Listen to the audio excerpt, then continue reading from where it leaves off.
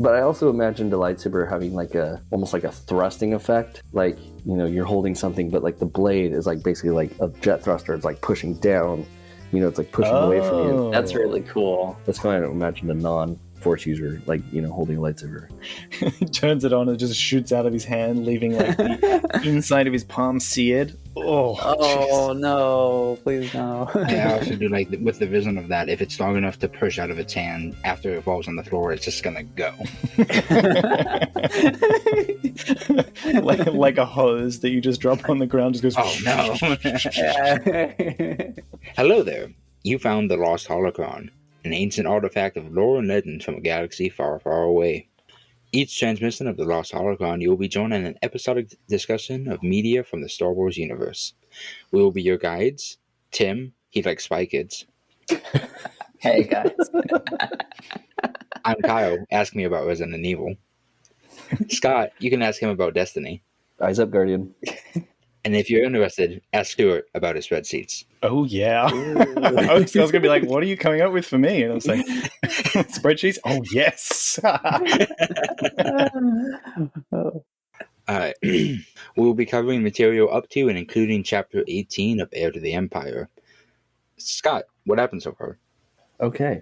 Grand Admiral Thrawn is leading the Imperial remnants from the shadows in a grand plan to destroy the New Republic and re-establish the Galactic Empire. Luke Skywalker was on his way to meet Joruus C'Baoth, whom Luke believes will be able to help him rebuild the Jedi Order. However, the Jedi Master is actually a Dark Jedi clone in league with the Grand Admiral. Luke is ambushed by Thrawn en route, but in the escape, his X-Wing fails, leaving him stranded in deep space. Despondent, he enters a Jedi hibernation, delegating R2 to perform the tedious repairs to the subspace radio so that they might hail much-needed help. Leia, Organa, Solo, and Chewbacca head to the Wookiee homeworld of Kashyyyk, seeking sanctuary.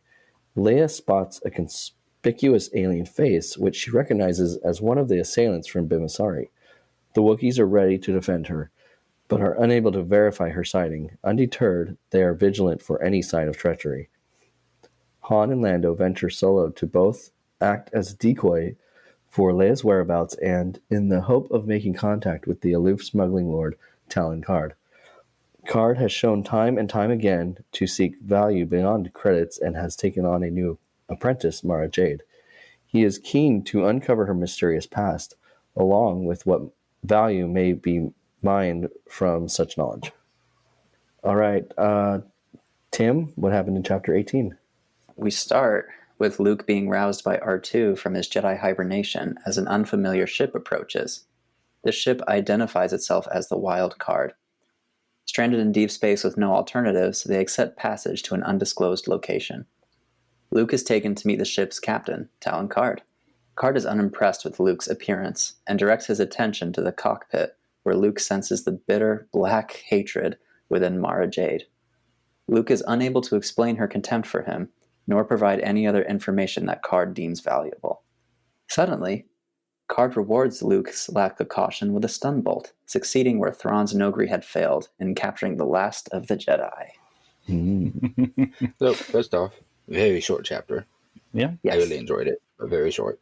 Nice and punchy. Mm-hmm. Yeah. Also, Talon Karrde is something, the Wild Card is something that I would name my ship if I was named Karrde in Star Wars. I love that. Absolutely. I love Yeah. that. That's so cool. Yeah. And I appreciate the gambling pun, too. I love it. And he has a reason to be here. Yeah. Yay! Finally, yay! Easier. We're not observing. They're not either. Yeah.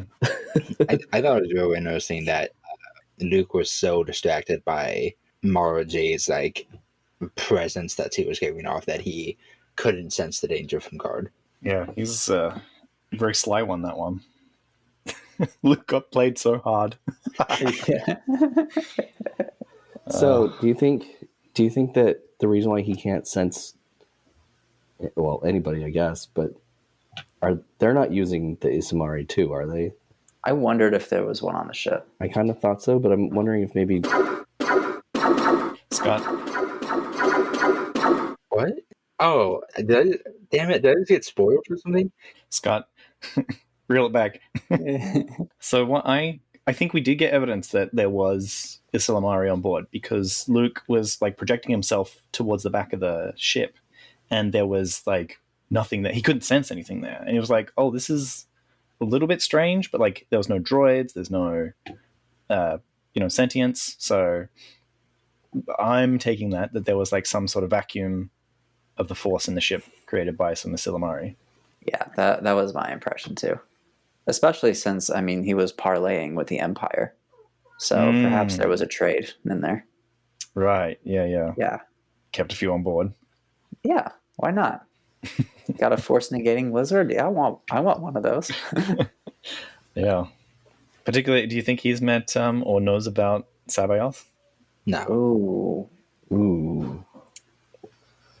I would say no, but it's don't really know. interesting to think about the possibility of him knowing. Yeah. Yeah. I mean, his intel seems pretty good. He knew who Luke was. Yeah, he seems to know a lot about people that he probably shouldn't know about.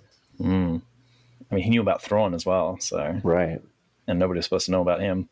Mm-hmm. But I feel like C'Baoth's the kind of guy who would be really reluctant to socialize with anyone that he doesn't have to in this situation. Yeah, but Wedge a knew good about point. him.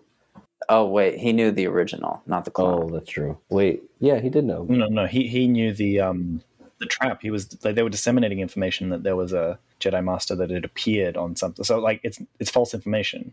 He knows about false information because that's being leaked on purpose. But knowing that they are in league with the Empire is another thing entirely. So what I'm wondering is, does he know that Thrawn found C'Baoth? I'm guessing no. No, I don't think so. I don't think so either. Yeah. Yeah, okay. I really feel like Joruus is just like, all right, take me to my chambers, and that's it. And then sometimes he's in Thrawn's command deck, and that's it. I don't think he has any interest in appearing outside of those, because he is so focused on his goal of getting those Jedi children that, I mean, he seems pretty happy with his social circle back on Wayland, so he's probably not looking to expand it. What do you think he is doing in his free time? Meditating. Exercising those abs. Yeah. Crunches. Yeah. Squats. He's doing squats and crunches and That's his one hobby, is crunches. yeah, and planks. Don't forget planks. Yeah. Crunches and planks. He's just planking the entire time when they're not meeting. That's just like his normal resting posture. Is just a plank.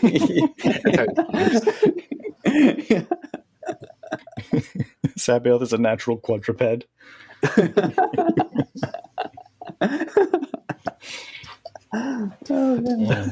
He seems like one of those people who would use gravity boots.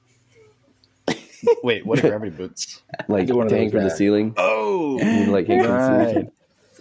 Okay, and apparently don't send a squad of Nogri to do a card's job.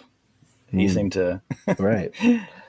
To be fair, though, it seems like that was the safest thing for Card and his crew anyway, because, like, to him, Luke's a wild card, and it's much easier to transport the merchandise if he's unconscious, even if he is willing to take him to the location that they didn't tell him about, which I'm guessing is supposed to be the first planet, not Wayland, but the other one. His homeworld, the one where they got the Isillamari from the first place. Merkur, yeah. So I suspect that they're going back to Merkur, but... What do you think Card's overall like knowledge and impression of Jedi are? Like, what do you think his knowledge and intel told him about Jedi in general?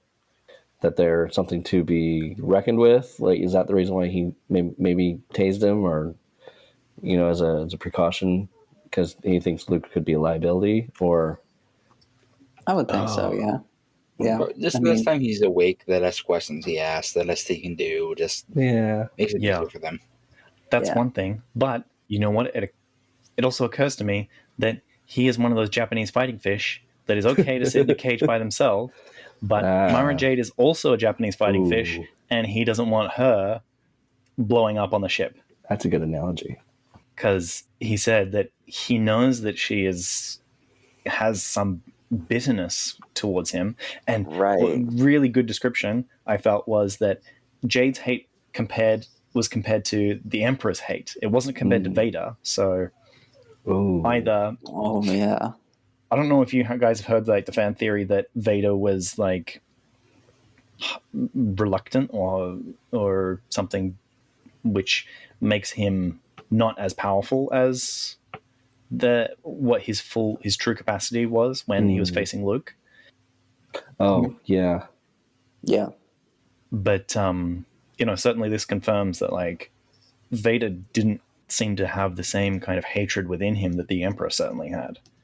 No, he definitely does not. Yeah.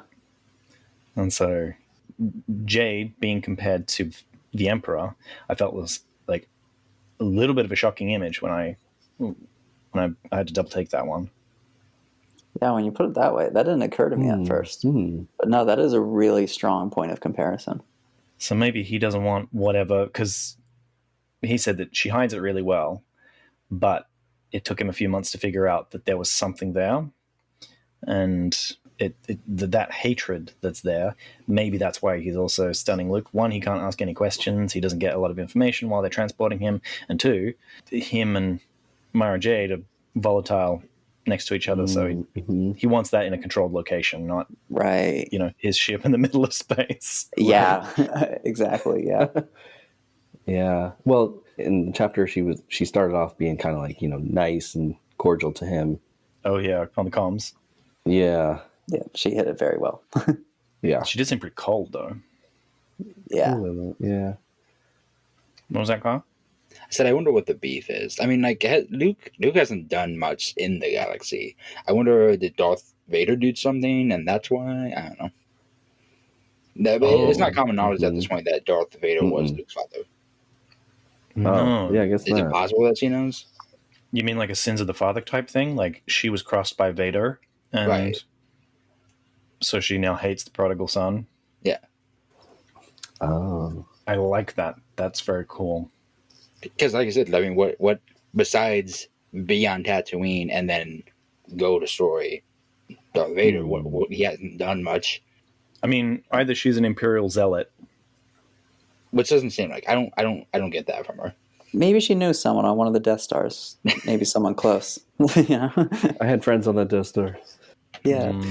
Well, that's a solid point. I feel like a lot of people knew a lot of people on the Death Star. Yeah. Yeah. Yeah. You would have worlds upset with you over that. Right. Yeah. I guess it's possible that she could be a no one. But it is also in the second chapter or something, like, how many is that? 16 chapters ago, when we first introduced to her, that her pain points or whatever that Card has been sourcing out for the last 6 months or a year or something, is that pre-Endor Empire was something that she felt very strongly about. She felt very favorably towards the Emperor, and I can't remember now if Vader was also a good, good graces or bad graces, because you got me thinking now about that. Maybe she figured out that it was father and son, but she definitely hates Luke. I mean, that's clear from this chapter as well. Well, I got spoiled with that. Who knows? I don't know. You heard nothing. You heard nothing. Your Jedi powers don't work here. Only money. You know nothing. You heard nothing. I mean, we all agree that it was basically her and Luke's vision on Dagobah, right? Yeah, I think so. I still want to say that the possibility is Leia as well. She is the only other confirmed Force sensitive in this book. I think that would have been such a cool twist. That would have, yeah. So I just started thinking, like, what information can we glean from that vision? Like, what is the Force trying to tell Luke that we could use to interpret Mara Jade? That she is disarming. That was my first thought, too. Yeah. She takes his lightsaber. Because the lightsaber doesn't respond to him, it flies off into her hands. So yeah. But I don't know. Are we allowed to talk about this part of it? It's the same chapter, so I don't want to. Yeah, talk about the same chapter. Talk too far. But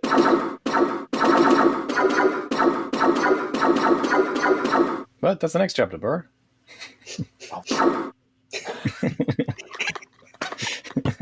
God damn it. The chapter ends when he falls unconscious. you heard nothing. Okay. Sorry. I did not even realize that was the next chapter. I'm so sorry. I did not even realize that was the next chapter. Oh man, 2 strikes away from giving Scott a permaban on discussing Mara Jade.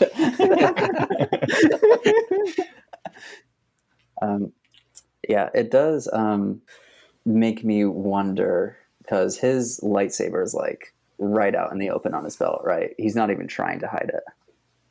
It doesn't seem like it. Yeah, so I mean, my first instinct is always to interpret Force stuff metaphorically, but I'm curious to see if something literal happens there. Well, he did the same thing when in chapter 2, when they went to the planet and they're like, no weapons here. He kept it on them because he assumed they didn't know what it was. Oh, because it's ceremonial. But that's a diplomatic mission. This is like, you could be in danger, dude. Yeah. To show that you're a Jedi. Or, even being the last of the Jedi, you are very publicly known. Right.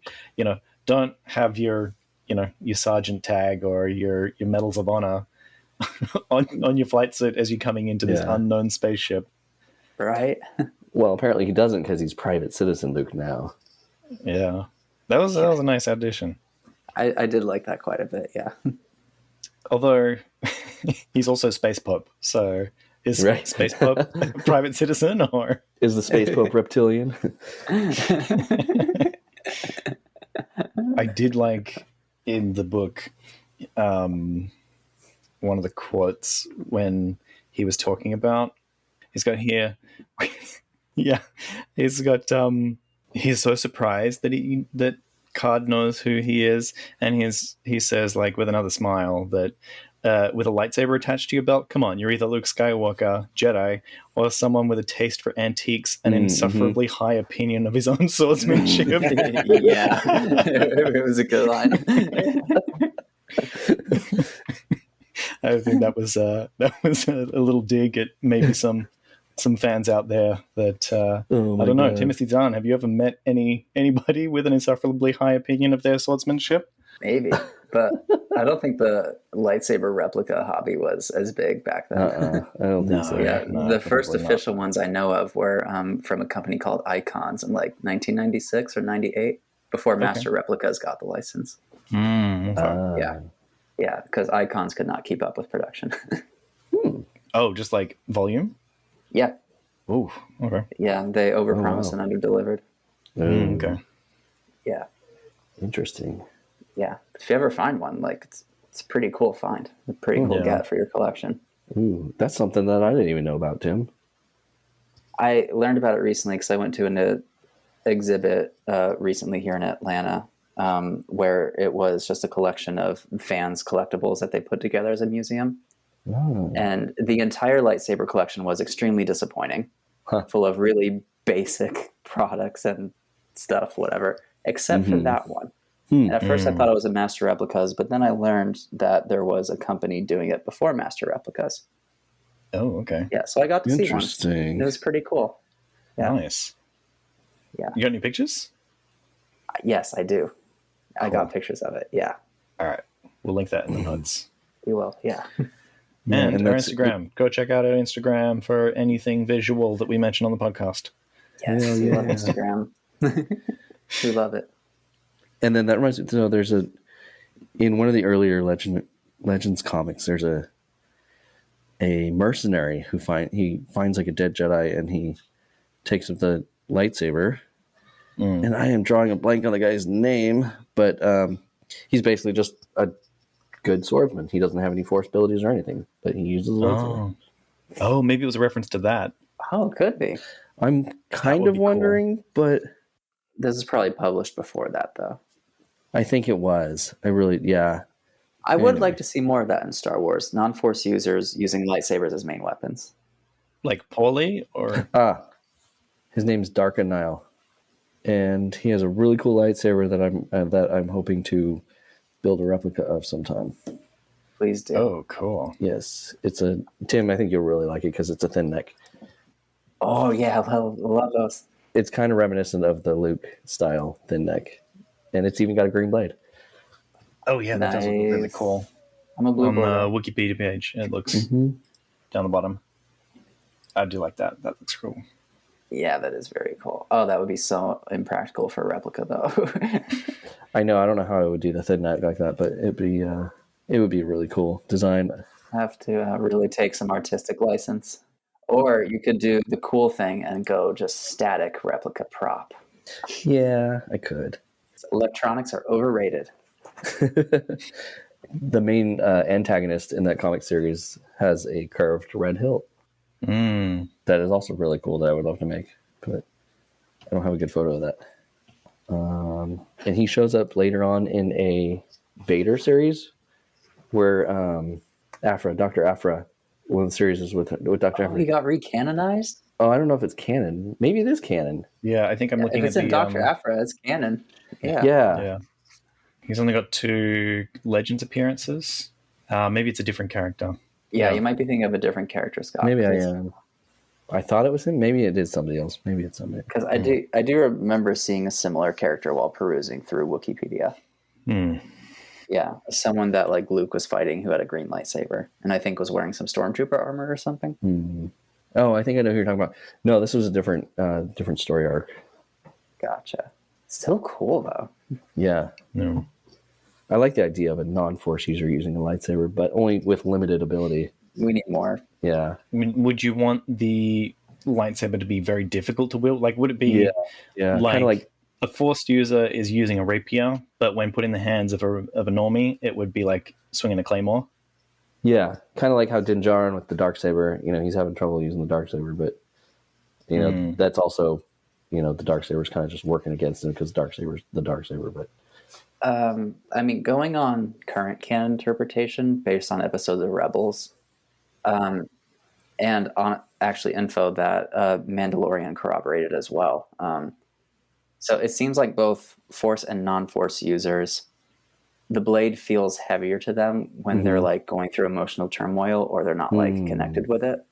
So it seems like that connection can be made for both because in Rebels, Sabine Wren came to use the Darksaber quite well, and even Ezra's lightsaber. That's true. Yeah. Right. I think it's less a matter of it's more difficult and more a matter of the Jedi can just do it a lot better, like to superhuman levels because of the Force. Right. Okay. Yeah. But I also imagined the lightsaber having like almost like a thrusting effect, like a jet thruster. I always kind of imagined a lightsaber having like a, or what do you call it? Like a I see. Yeah, there's a lot of force in it as you're wielding it. Yeah, gyroscopic, you mean? Gyroscopic. In a way, gyroscopic, but also like, you're holding something, but like the blade is like basically like a jet thruster. It's like pushing down, it's like pushing away from you. That's kind of how I imagined really like cool. That's how I imagined a non-force user, like, holding a lightsaber. That would be really fun. Yeah. Yeah. Turns it on, it just shoots out of his hand, leaving like the inside of his palm seared. Oh no, please no. I also do like with the vision of that, if it's strong enough to push out of its hand after it falls on the floor, it's just gonna go. like a hose that you just drop on the ground, just goes. Oh no!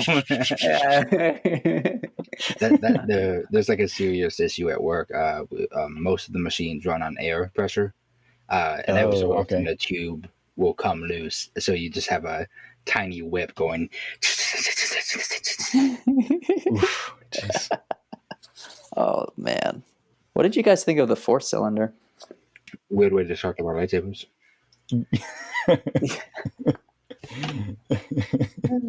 Oh, that was pretty cool. Yeah, no, the Force cylinder was pretty cool. Yeah. Yeah, I too think that it was a bad name, but it was an interesting way to say that, like, we're going to project some air down to you so you don't need to suit up. Yeah, no, really, really cool concept. It was cool to see a spacewalk mentioned in Star Wars. For me, it's the first time, at least. I can't recall a spacewalk. Actually, no, KOTOR and KOTOR 2. Never mind. But yeah. But this isn't like walking on the outside of a space station. This is like actual astronaut, Yeah. in Star Wars. Yeah. Particularly like that 0G of like you push off and you're just going to keep going for light years if there's nothing there to stop you. Yeah. And that image that he said of like, well, if they do want to dispose of him, it would be pretty convenient to just like turn off the air and he just suffocates in them. Right. In the space between the two spaceships. And I was like, oh, that's pretty brutal to... He had emergency supplies just in case, too. Right. Yeah, Which to me does confirm you can survive in space for a little bit in Star Wars. Yeah. Yeah. Do you think a really talented Force user could just like pull the oxygen molecules like from elsewhere with the Force and just like, breathe? Oh, yeah, like Legend of Korra type something? I don't know what that is, but that sounds cool. I know. That's highly advanced airbending. Yeah. Yeah. It sounds like it's highly advanced Jedi Force bending too. Yeah, it would have to be even more advanced because with airbending, I mean, you're focused on that particular element. With Jedi manipulating air, you are using another Force to manipulate that element. So that's not intrinsically linked to that substance, right? Yeah. Yeah. I could imagine that like there would be Jedi techniques that you just don't need to breathe for very long. You could use it to sustain you in the vacuum, just because you are not breathing for that time. Isn't that kind of what Leia used in The Last Jedi? Yeah, I guess so. Maybe. Probably. Obi-Wan and Qui-Gon definitely used it in Phantom Menace. Yeah. Right. Yeah. With the what is it, dioxin gas or something? Yeah, the dioxin gas and then the opening. Yeah. And they're like holding their breath or whatever, right? That scene is so fun.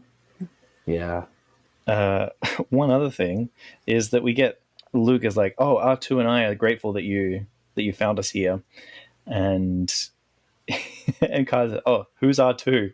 And realize that he's talking about his droid, and it's like, yes, your astromech. And it just goes to show how, like, the rest of the galaxy overlooks droids. Mm-hmm. And I feel like you could probably draw a line of like categories of people who are more genial towards the droids, and people who just see them as non-sentients, like tools or something. Yeah, tools or whatever. Droid rights. Droid rights. They are people.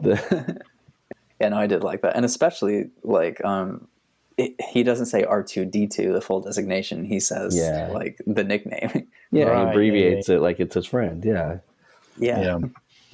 Maybe that's also, like, played into it as well. Mm-hmm. I was kind of getting that hint by Card. He's dismissing him, like wait, who's R2 again? Oh yeah, like he knew full well it was his droid, but he was like, oh right, it's your droid. Oh, you think so? I think so. Did he? Interesting. Is R2 famous? Is 3PO famous? I doubt it. I think that we joked before about them, that Thrawn knows who they are because he's looking at the details in the back of the pictures. Oh, yeah. Yeah. So I imagine that they are in all the pictures, but nobody's seeing them. Thrawn's the one that notices, the only one. Oh, yeah, because he's such an art aficionado.